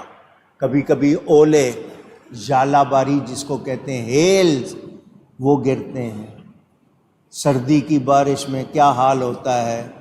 یہ طوفان نوح میں اللہ تعالیٰ نے جو بارش بھیجی تھی وہ یک بارگی تھی، وہ غضب بن کر اتری تھی نا، جیسے پانی کا ریلا آتا ہے اس طرح، وہ چھلنی کی طرح نہیں تھی۔ تو زمین کا چہرہ چھل گیا، دراڑیں پڑ گئیں۔ زمین نے اللہ کی بارگاہ میں عرض کی، یا اللہ مجھ پر مہربانی کر۔ زمین نے زاری کی، عاجزی کی۔ اللہ نے فرمایا یہ عذاب کی معاملہ تھا، آئندہ جب بارش ہوگی تو چھلنی کی طرح ہوگی، تجھے اس سے تکلیف نہیں۔ تو یہ مہربانی ہے یا نہیں ہے؟ کہا جاتا ہے اس دن کے بعد سے بارش چھلنی کی طرح ہوتی ہے، مگر پہلے جو نوح علیہ السلام کے زمانے میں طوفان آیا اس میں جو بارش تھی اس میں پانی اکٹھا گرایا گیا تھا۔ اللہ تعالی قادر و قدیر ہے، جہاں چاہے جب چاہے جیسے۔ ہم اندازہ لگاتے ہیں، آج کل محکمہ موسمیات ویدر ڈپارٹمنٹ، سب سے پہلی بات تو یہ میں نے آپ کو کئی مرتبہ بتائی ہے، ہمارے ہاں ایک خرابی آ گئی ہے، ہم کہتے ہیں موسم خراب ہے۔ کیا کہتے ہیں؟ Bad weather. ایسا نہیں کہنا چاہیے، ایسا اونچی گئی ہے، کہا کریں موسم بدل گیا، موسم بدل گیا، خراب نہیں۔ خراب کون سا ہوتا ہے؟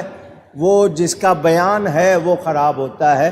اب بارش کے موسم کو آپ بیڈ ویدر یا خراب کہیں تو اسی کے لیے دعا کرتے ہیں یا نہیں کرتے؟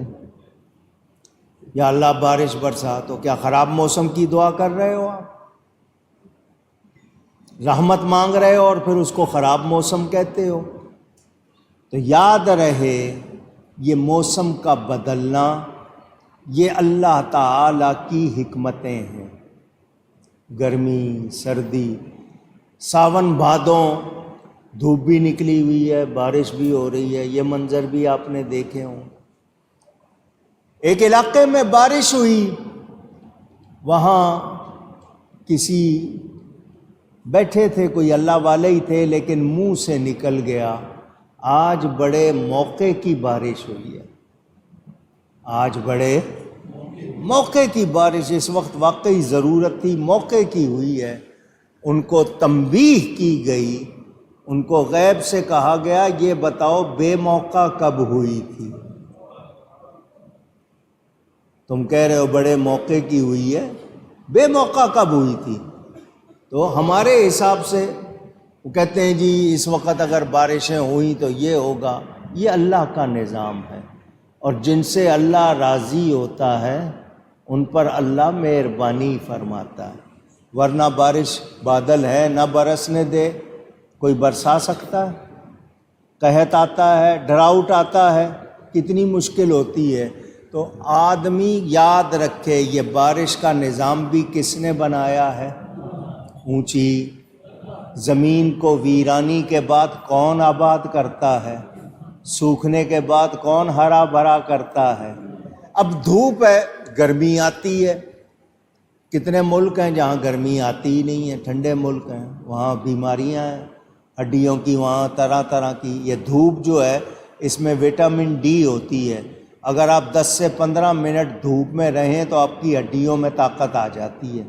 کہا جاتا ہے صبح 10 بجے سے شام 4 بجے تک 10 منٹ دھوپ میں ضرور گزار لو تو ہڈیاں آپ کی ٹھیک رہتی ہیں، وٹامن ڈی ملتا ہے۔ یہ دھوپ سے ہی آپ کے سبزیاں، پھل، فصلیں تیار ہوتی ہیں۔ دھوپ نہ ہو تو بتاؤ یہ ہوگا سب کچھ؟ اونچی نہیں۔ تو ہر چیز میں اس نے فائدے رکھے ہیں ہمارے لیے۔ اس دھوپ سے زمین میں کتنی تبدیلی آتی ہے، کتنی خرابیاں اٹھ جاتی ہیں۔ یہ بخارات وغیرہ بننا، پانی جانا اوپر، بادلوں میں بھرنا، برسانا، یہ رب کا بنایا ہوا نظام ہے، بنایا ہوا۔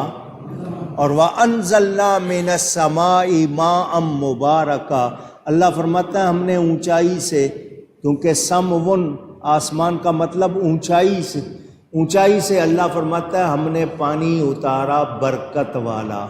بارش کا پانی مبارک ہوتا ہے، بارش کا پانی اونچی۔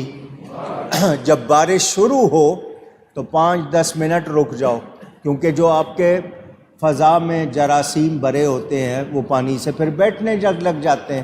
10 منٹ کے بعد وہ پانی بھر لیا کرو، پیا کرو۔ 70 سے زیادہ بیماریوں کا علاج ہے وہ پانی۔ بارش آتی تھی، نبی پاک صلی اللہ علیہ وسلم اپنے بدن پر لیتے تھے کہ اللہ کی طرف سے پانی آیا ہے برکت والا۔ لیکن اس کا یہ مطلب نہیں ہے کہ جی سردی میں بھی ہو تو آپ اس میں اپنے کپڑے اتار لیں۔ نزلہ زکام کا بھی مسئلہ ہوتا ہے، احتیاط اپنے طور پر۔ بارش میں نہانا اچھی بات ہے، مگر دیکھنا احتیاط بھی کرنی ہوتی ہے۔ تو اللہ تعالی بارش برساتا ہے اور زمین کو ہرا بھرا کرتا ہے۔ کتنی چیزوں کی زندگی، کیونکہ اللہ فرماتا ہے وَجَعَلْنَا مِنَ الْمَاءِ كُلَّ شَيْءٍ حَيٍّ، ہم نے ہر زندہ چیز کو پانی سے بنایا۔ کس سے بنایا؟ اونچی رب کی قدرت ہے، رب کی قدرت۔ آپ کے جو آرٹسٹ ہوتے ہیں نا، مصور، تصویر بنانے والے، جو اللہ تعالیٰ کے حکم کے خلاف مجسمہ تصویر بناتے ہیں، وہ تصویر کو پانی سے بھی بچاتے ہیں، مٹی سے بھی بچاتے ہیں کہ پانی نہ لگے خراب ہو جائے گی، مٹی نہ لگے۔ اللہ پانی اور مٹی میں بناتا ہے، وہ ہے مصور۔ اسی لیے دوسرے کے لیے تصویر بنانا منع کیا گیا۔ تو یاد رہے یہ بارش کا نظام کیا ہے، کب ہوتی ہیں، کتنی ہوتی ہیں، کہیں مسلسل ہو رہی ہیں، کہیں ہو رہی ہیں، کہیں نہیں ہو رہی ہیں۔ تو اللہ تعالی مہربانی فرماتا ہے۔ اللہ فرماتا ہے فَإِذَا أَصَابَ بِهِ مَن يَشَاءُ مِنْ عِبَادِهِ، پھر جب اسے پہنچاتا ہے اپنے بندوں میں جس کی طرف چاہے، اِذَا هُمْ يَسْتَبْشِرُونَ، اس وقت وہ بندے خوش ہوتے ہیں، انہیں خوشحالی مل جاتی ہے۔ اللہ جن کو چاہتا ہے ان پر بارش برساتا ہے۔ تو بارش کے آنے سے بندوں کو کیا ملتی ہے؟ خوشی بھی ملتی ہے، خوشحالی بھی ملتی ہے۔ یہ اللہ تعالیٰ کا نظام ہے۔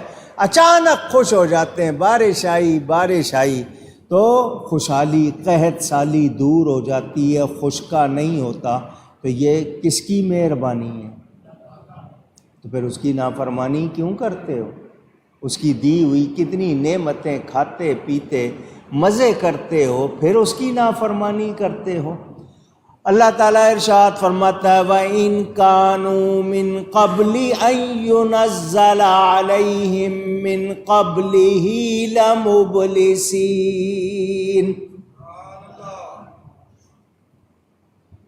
اگرچہ اس کے اتارنے سے پہلے امید، آس توڑے ہوئے تھے۔ جب بارش نہیں ہو رہی تھی، امیدیں ٹوٹی ہوئی تھیں، آسیں ٹوٹی ہوئی تھیں، مایوس ہوئے پڑے تھے، فاقہ ہو جائے گا، خشکا ہو جائے گا، ڈراؤٹ ہو جائے گا، قحط ہو جائے گا، گرمی کی حبس کی سختی میں اس سے پہلے جب تک بارش نہیں ہوئی تھی مایوس تھے، آس ٹوٹی ہوئی تھی۔ فانظر الی آثار رحمت اللہ کیف یحیی الارض بعد موتہا۔ تو اللہ کی رحمت کے اثر دیکھو، کیوں کر زمین کو زندہ کرتا ہے، جلاتا ہے اس کے موت کے بعد، اس کے مرے پیچھے۔ ان ذالک لمحیی الموتى، بے شک وہ مردوں کو زندہ کرے گا، وہو علی کل شیء قدیر، اور وہ سب کچھ کر سکتا ہے، جو چاہتا ہے وہ کر سکتا ہے، اس کو کچھ مشکل نہیں، کچھ مشکل۔ میرے دوستوں اور بزرگوں، بارش کے نہ ہونے پر عرصہ گزر جائے، سارے دعائیں کرنے لگتے ہیں، رونے لگتے ہیں، بارش آتی ہے تو خوش ہو جاتے ہیں۔ تو اس سے پتہ کیا چلا؟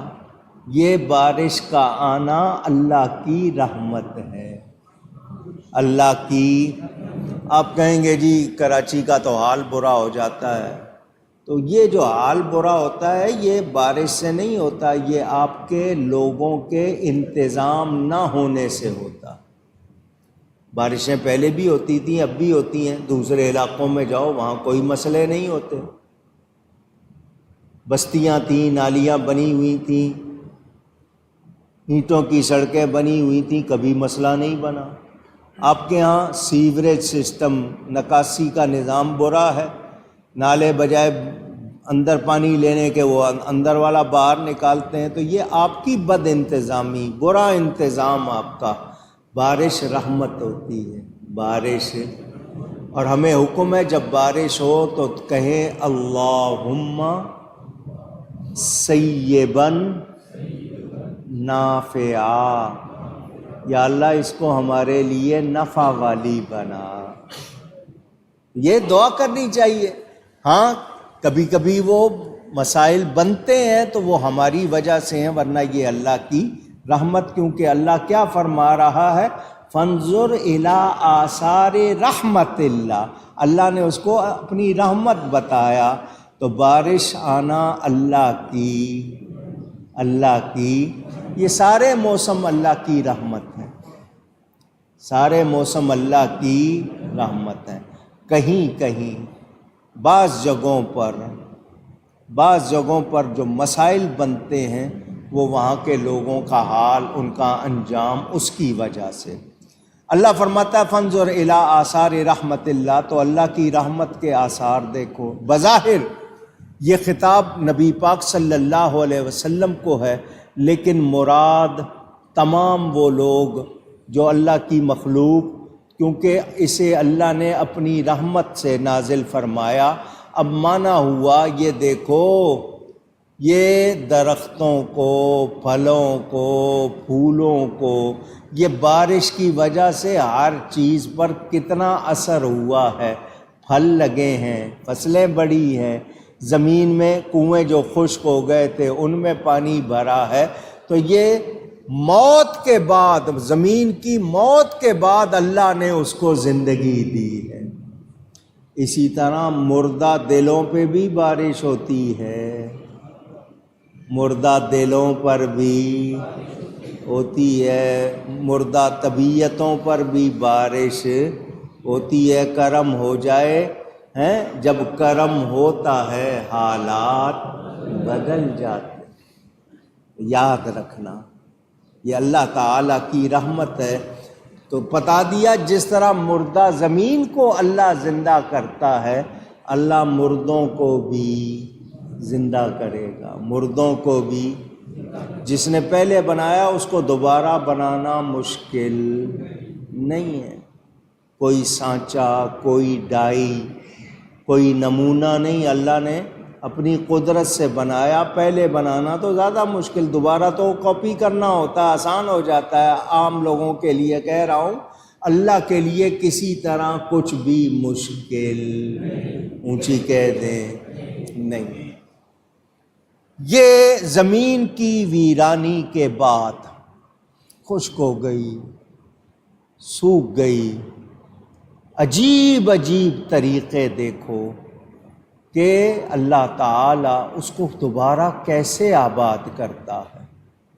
اس کے اندر پھر قوت آ جاتی ہے، وہ مٹی جو بالکل سوکھ کے ختم ہو جاتی ہے، دوبارہ اس کے اندر قوت آ جاتی ہے۔ تو اللہ سب کچھ کر سکتا، سب کچھ کر سکتا۔ ایسے ہی دنیا میں مردے دل، جو دل مردے ہو جاتے ہیں، ان کو زندہ کرتا ہے، کیونکہ قدرت کا تعلق ممکنات سے ہے۔ یعنی ہر ممکن، ہر وہ چیز جو ہو سکتی ہے وہ اللہ کی قدرت کے تحت ہے۔ کوئی بھی شے اس کی قدرت سے باہر، اللہ سے کوئی چیز ایسی کہ ہم کہیں نہیں ہو سکتی، تو ذہن میں رہے۔ اب یہاں چونکہ بات آ گئی ہے، مجھے پھر کرنی پڑے گی، آ گئی ہے اس لیے پھر کر رہا ہوں۔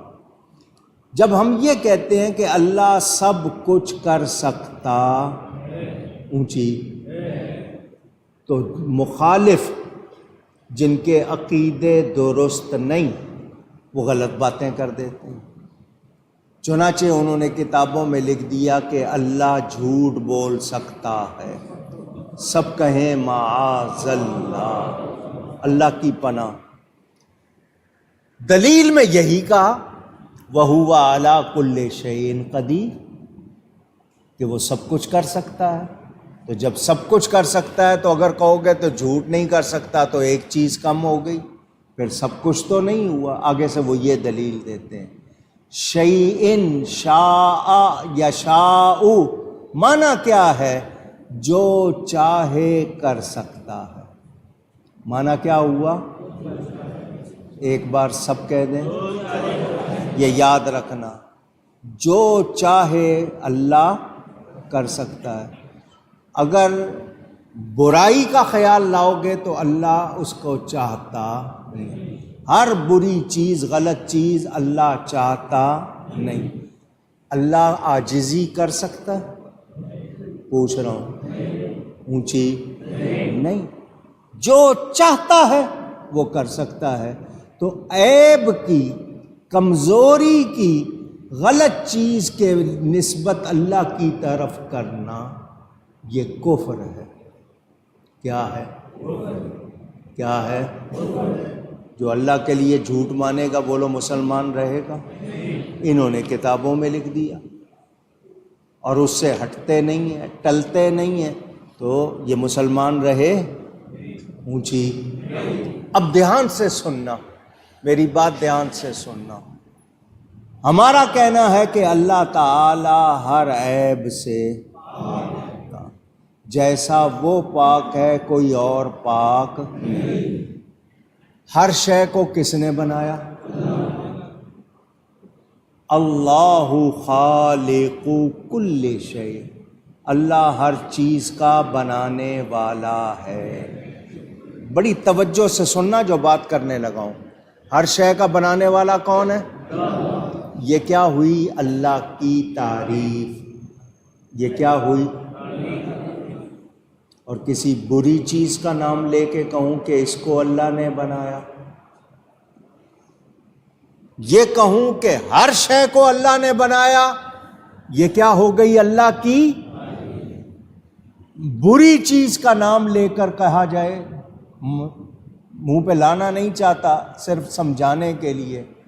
کوئی کہے کہ خنزیر کو کس نے بنایا، سور کو کس نے بنایا، تو وہ صرف اسی ایک چیز کا اگر سوچ کر کہے گا تو اس کا مطلب خرابی اس کے اپنے اندر ہے، گند اس کے اپنے دل دماغ میں ہے۔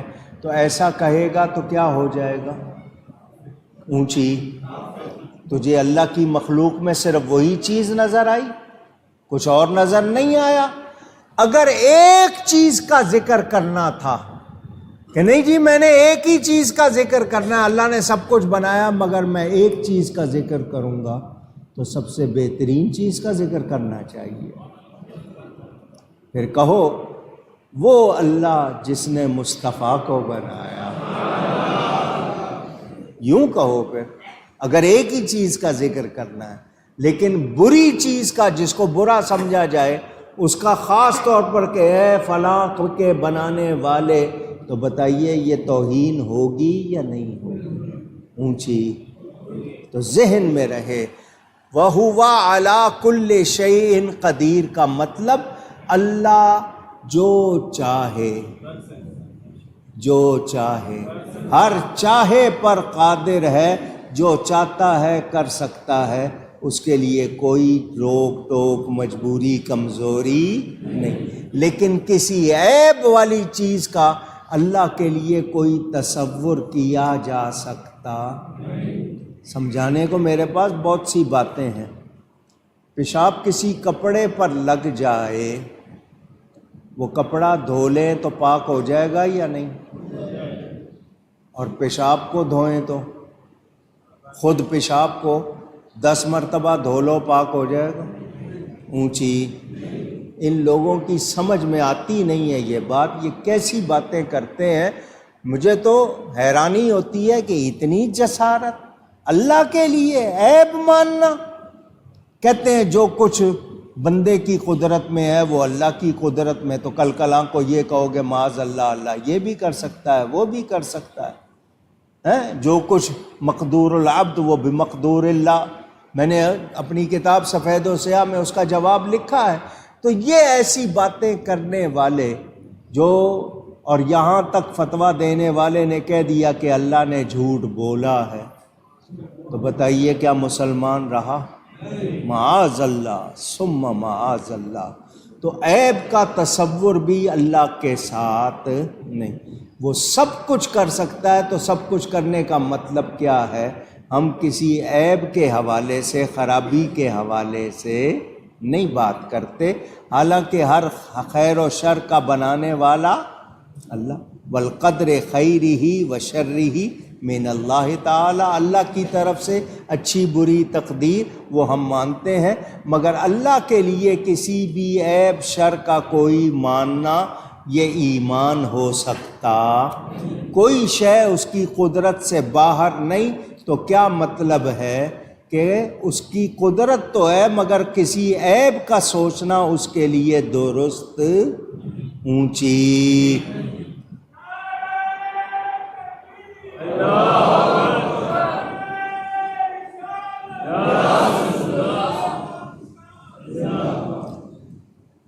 ہم بہت سی کمزوریاں ہو سکتی ہیں ہم میں، مگر اللہ میں کوئی کمزوری۔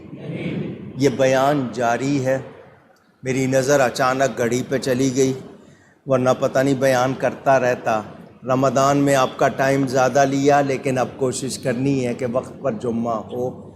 باقی انشاءاللہ آئندہ میرا رب پاک ہے، سبحان اللہ۔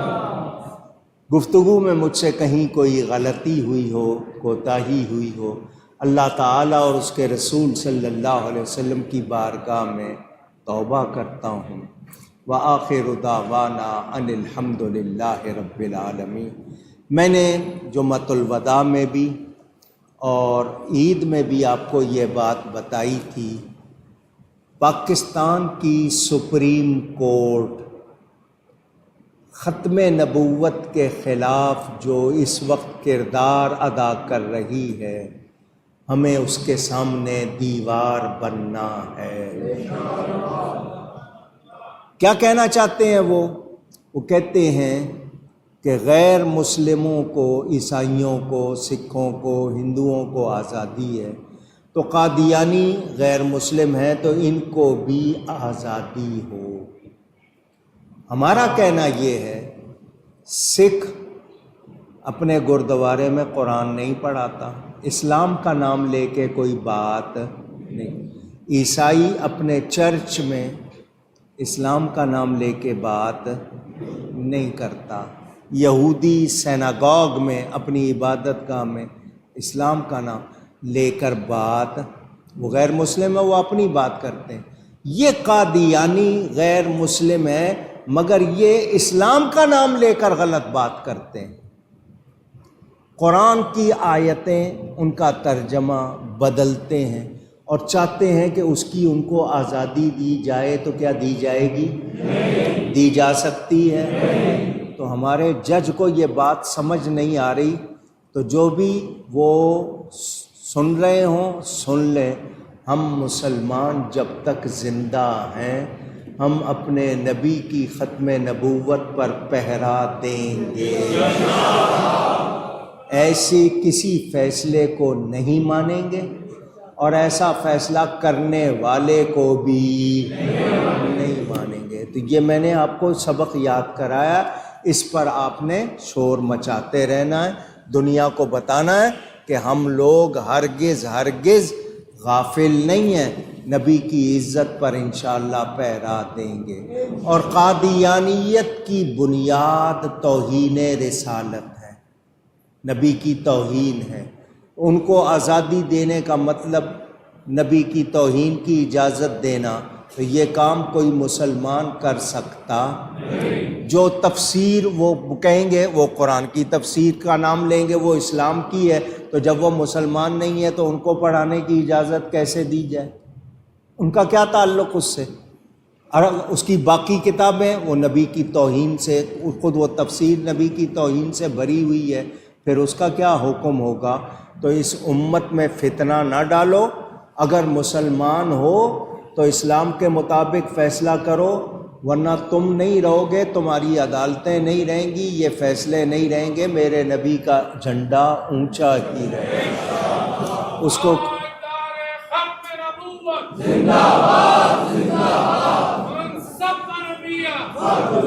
تو ہمیں جو بھی کر سکتے ہیں، آواز لگانی ہے آواز لگائیں، فیس بک پہ لگائیں، واٹس ایپ پہ لگائیں، بھر دیں اور ان کو بتا دیں کہ ہمیں نبی کی توہین کسی طرح گوارا، قرآن و سنت کے خلاف کوئی فیصلہ کسی طرح گوارا، ہم ایسی عدالت کو بھی مسترد کرتے ہیں، اس کے ایسے فیصلے کو بھی مسترد کرتے ہیں۔ یہ بھی آپ نے یاد رکھا۔ دوسری بات فلسطین کے حوالے سے، کل کسی نے ایک پوسٹ لگائی تھی، رونا آ گیا پڑھ کے، اس نے کہا تم اپنے بچوں کو چوڑیاں پہنا رہے ہو، ہم اپنے بچوں کے ہاتھ ڈھونڈ رہے ہیں۔ سوچو، وہ بھی تو انسان ہے، کیا حال ہے ہمارا، ہم کتنے پیسے اڑا رہے ہیں، صرف عید کے 2 دنوں میں 2-2.5 ارب روپے کا صرف کراچی میں کھانا کھایا گیا، ہزاروں روپے کا بل منظور، اس میں سے چند پیسے وہاں بھجواتے، ان لوگوں کے لیے کچھ سامان بھجواتے، ہم اس کی پرواہ نہیں کر رہے۔ اللہ ہم سب کو ہدایت عطا فرمائے۔ یا اللہ تجھے واسطہ تیرے نبی کا، فلسطینیوں کی مدد فرما، ان کی مدد فرما۔ ہم کمزور ہیں، ہمارے پاس وسائل نہیں، لیکن تجھے کوئی کمزوری نہیں ہے، الہی پانسا پلٹ دے اور کہ فلسطینیوں کو آزادی دے دے، قبلہ اول کی حفاظت ہو جائے۔ آپ لوگوں میں سے جتنے لوگوں نے ماہ رمضان میں مسجد سے مدرسے سے تعاون کیا، مسجد کی رونق رکھی، سب کا شکریہ، اللہ سب کو جزائے خیر عطا فرمائے۔ پچھلے سال کے مقابلے میں اس سال حالانکہ مہنگائی کی وجہ سے خرچے بڑھے، مگر جو چندہ ہوا وہ کافی کم ہوا، جتنا پچھلے سال ہوا تھا اس سال اس سے بہت کم ہوا۔ بہرحال جتنا آپ نے تعاون کیا اللہ خیر فرمائے۔ سولر کے حوالے سے میں نے اعلان کیا تھا کہ 25 سے 30 لاکھ روپے کا ہمیں کمپنی نے ایسٹیمیٹ بتایا ہے۔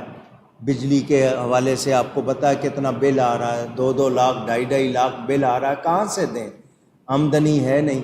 تو سولر لگانے کے لیے لوگوں سے کہا تھا، تقریباً 11 لاکھ روپیہ جمع ہوا ہے، چاہیے 25 سے 30 لاکھ، کوئی صاحب اور حصہ لے۔ ایک صاحب آئے تھے ڈاکٹر امین صاحب کے فرزند، انہوں نے کہا آپ دعا کریں کہ میں 10 لاکھ روپیہ دے سکوں، تو وہ جب پہنچائیں گے تو تبھی ہوگا۔ بہرحال آرڈر دینا ہے اور کوشش ہے کہ جلدی لگ جائے، کیونکہ آگے گرمیاں آ رہی ہیں، بجلی زیادہ استعمال ہوتی ہے، تو آپ ضرور تعاون کیجیے گا، اللہ تعالی جزائے خیر عطا فرمائے۔ یہ روبینہ